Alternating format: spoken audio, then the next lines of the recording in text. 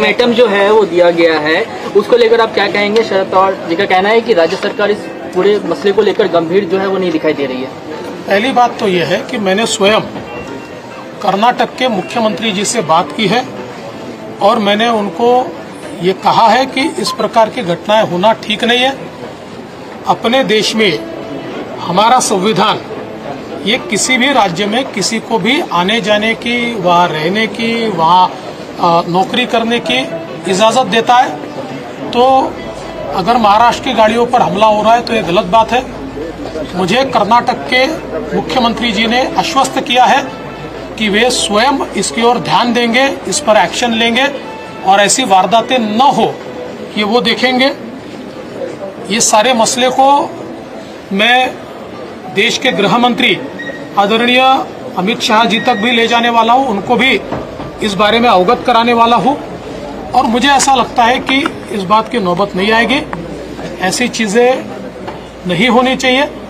जो मसला supreme court में चल रहा है उस मसले पर कोई हिंसा हो ये ठीक भी नहीं है।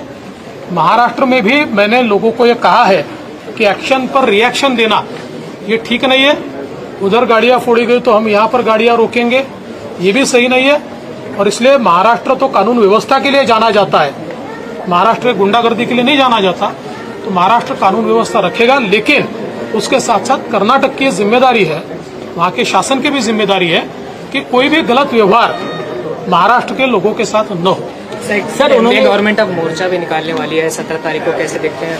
गवर्नर की स्टेट पर भी और जो कर्नाटक का इश्यूज है उनका एनबीए सतर्क हो गई है, मोर्चा निकालने वाले कैसे देखते हैं? हाँ तो बोलिए। ऐसा है कि छत्रपति शिवाजी महाराज ये हमेशा पूरे देश के लिए आदर्श रहे हैं और आदर्श रहेंगे, इसलिए इस पर कोई विवाद भी नहीं हो सकता।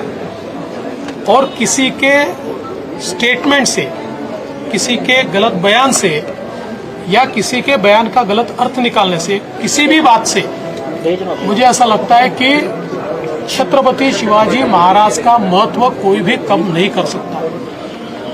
जहां तक इस मोर्चे का सवाल है तो छत्रपति शिवाजी महाराज का बहाना बनाकर ये मोर्चा निकाला जा रहा है।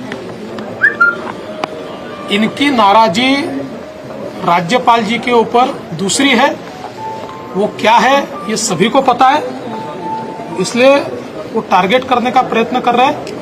और मैं ऐसा मानता हूं कि स्वयं राज्यपाल जी ने भी बार बार ये कहा है कि मेरे लिए छत्रपति शिवाजी महाराज ये बहुत बड़े आदर्श है। और राज्यपाल जी ने ये भी बार बार कहा है, और ये बात सही भी है, कि राज्यपाल जी एक ऐसे राज्यपाल है जो स्वराज्य की राजधानी भी गए, रायगढ़, जो सिंहगढ़ भी गए, जो प्रतापगढ़ भी गए, जो शिवनेरी भी गए और आई जिजाऊ का दर्शन लेने के लिए वो उनकी जन्मभूमि पर भी गए। तो मुझे ऐसा लगता है कि अब इस सारे मसले को जिस प्रकार से तूल दिया जा रहा है, एक प्रकार से राज्यपाल जी के साथ पुरानी रंजिश को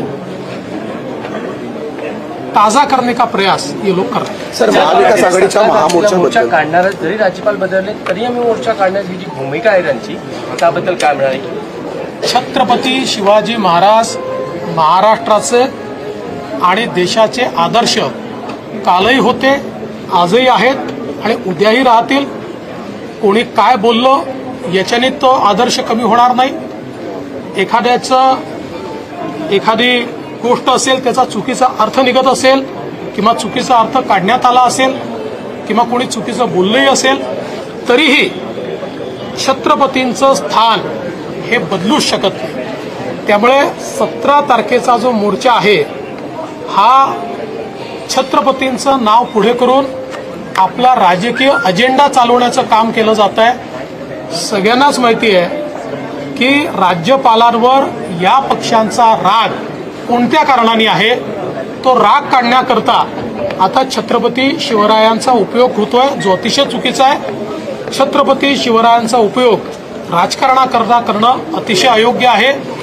आणि जे लोक छत्रपतींच्या वंशजांना पुरावे मागतात त्यांना काय अधिकार आहे छत्रपतींच्या नावाचा वापर करण्याचा, आणि पुरावे मागितल्यानंतर सारी माफी देखील ते मागत नाहीत.